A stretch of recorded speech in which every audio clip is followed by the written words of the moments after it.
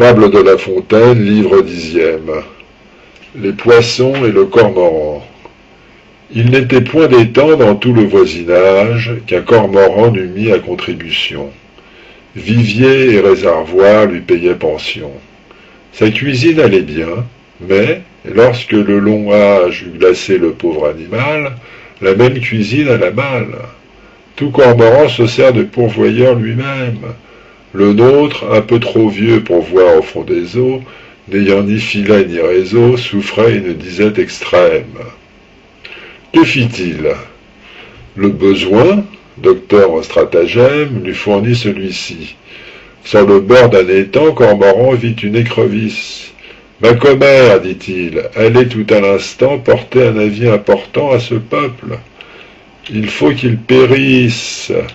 Le maître de ce lieu, dans 8 jours, pêchera. » L'écrevisse en hâte s'en va compter le cas.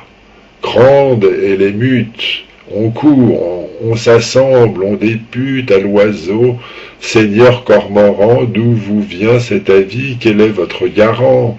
Êtes-vous sûr de cette affaire? N'y savez-vous remède? Et qu'est-il bon de faire? Changer de lieu, dit-il, comment le ferons-nous? N'en soyez point en soin, je vous porterai tout, l'un après l'autre en ma retraite. Nul que Dieu seul et moi n'en connaît les chemins, il n'est demeure plus secrète.